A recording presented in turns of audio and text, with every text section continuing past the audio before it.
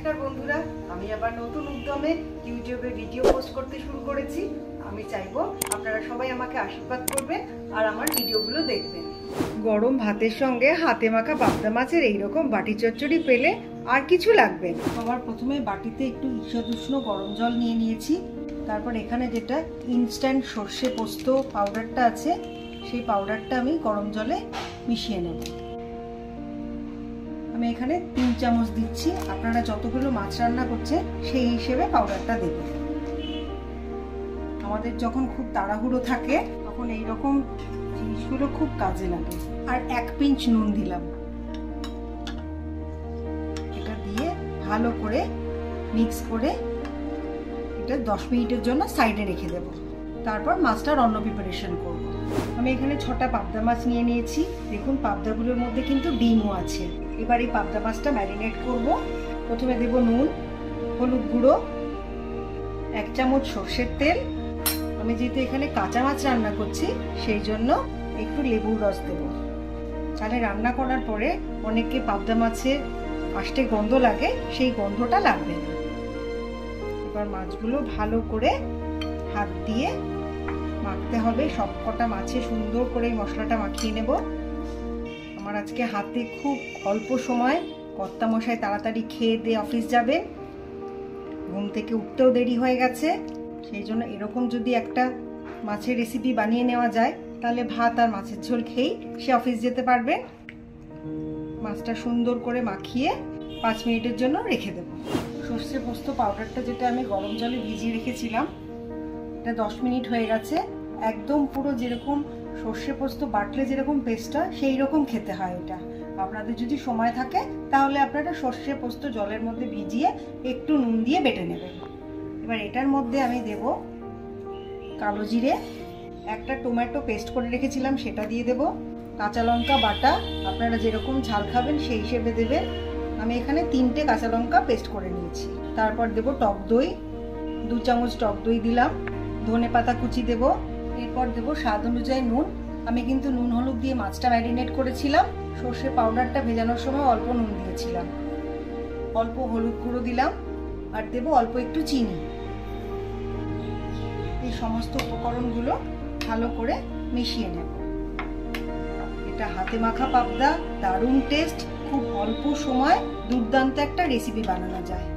যারা একা থাকেন, বাড়ির বাইরে থাকেন, মায়ের হাতের কিংবা বউর হাতের রান্না খেতে চান, তারা কিন্তু এই রকম রেসিপি বাড়িতে বানিয়ে খেতেই পারেন। আমি চাইলে নিজে সর্ষে পোস্ত কাঁচা লঙ্কা বেটে রান্না করতে পারতাম। আপনাদের সুবিধের জন্য আমি ওই পাউডারটা জলে গুলে এই রেসিপিটা বানানো দেখালাম। এই সমস্ত মশলাগুলো সুন্দর করে মাখানো হয়ে গেছে। এইবার এটা এই মাছটা যেটা ম্যারিনেট করে রেখেছিলাম মাছের মধ্যে ঢেলে দেব। এবার হাত দিয়ে সুন্দর করে এটা মাছের গায়ে এই মশলাটা মাখিয়ে নেব।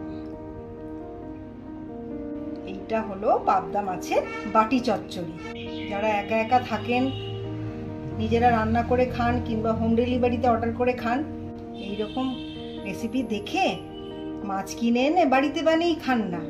মাছটা মাখা হয়ে গেল, এইবার এটা রান্না করব। আমি এখানে একটা ফ্রাইং প্যান নিয়ে নিয়েছি। তারপর যে মাছটা আমি ম্যারিনেট করে রেখেছিলাম এই মাছগুলো এর মধ্যে বসিয়ে দেব।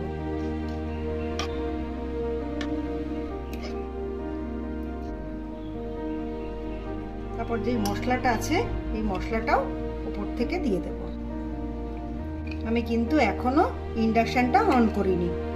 এরপর দেব উপর থেকে কাঁচা সর্ষের তেল। গন্ধটা যা বেরিয়েছে না, সর্ষের ঝাঁঝ, সর্ষের তেলের একটা ঝাঁঝালো গন্ধ। এরপর দেব 2টো চেরা কাঁচা লঙ্কা। এবার ঢাকনাটা আটকে দিলাম। ইন্ডাকশনটা অন করে একদম সিম করে এটা 15 মিনিট রেখে দেব। 15 মিনিট পর দেখি কি হয়। রান্নাটা আমার হয়ে গেছে, ফুলজা সিম সিম। ওয়াও, আজকে একটা রান্নায় পুরো কেল্লা ফতে করে দিয়েছি আমি। দেখুন রান্নাটা আমার একদম হয়ে গেছে, তেলটা উঠে এসেছে। কে বলবে এটা সর্ষে পোস্ত বাটা না, পাউডার দিয়ে রান্না করেছি। এই সমস্ত উপকরণগুলো আমাদের রান্নাটা কত মুশকিল আসান করে দিয়েছে। আমি এই রকমই একটু গ্রেভি গ্রেভি রাখবো, এর থেকে বেশি শোকাবো না। এবার উপর থেকে একটু ধনেপাতা ছড়িয়ে দেব। দেখুন আমি কিন্তু একদম সিম আঁচে রান্নাটা করলাম, 350 ডিগ্রি টেম্পারেচারে। ইন্ডাকশানটা অফ করে দিলাম, ঢাকনাটা আটকে 2 মিনিট স্ট্যান্ডিং টাইমে রেখে সার্ভ করে দেব। ইলেকট্রিক প্রেসার কুকারে আমার ভাত করাও কমপ্লিট, আর এখানে মাছের ঝোলও কমপ্লিট। ভাত মাছের ঝোল দিয়ে বড়বাবাজিও খুশি, আমিও খুশি। আপনারা নিজে খান, কর্তামশাইকে খাওয়ান, ছেলে মেয়েকে সবাইকে খাওয়ান। নিজে ভালো থাকলে তাহলেই তো সবাইকে ভালো রাখতে পারবেন। গরম গরম ধোয়া ওঠা ভাত আর এইরকম হাতে মাখা পাবদা মাছের বাটি চচ্চড়ি, আর কি চাই। 7:30টার সময় আজকে ঘুম থেকে উঠেছি, ঘুম থেকে উঠতে দেরি হয়ে গেছে। ভাবলাম এইরকম একটা পাবদা মাছ বানালে কেমন হয়। যেরকম বানানো সেরকমই কাজ। এরকম পাবদা মাছ বানিয়ে কর্তামশাইকে দিলে কর্তামশাইও খুশি। কর্তামশাইকে তো খেয়ে দিয়ে কর্তামশাই অফিস চলে গেল, তারপরে নিজে খেলাম, নিজেরও দারুণ লাগলো। নিজেকে ভালো রাখা, নিজেকে খুশি রাখা খুব জরুরি। নিজে যদি খুশি থাকেন, ভালো থাকে, তাহলে সবাইকে খুশি রাখতে পারবেন। আপনারা কে কোথা থেকে দেখছেন আমার এই রেসিপিটা আমাকে জানাবেন। আর আপনারা এরপরে আমার থেকে আর কি রেসিপি দেখতে চান সেটাও জানালে খুব ভালো হয়। তাহলে আমি চেষ্টা করব আমার সাধ্য মতো বানিয়ে দেখাতে।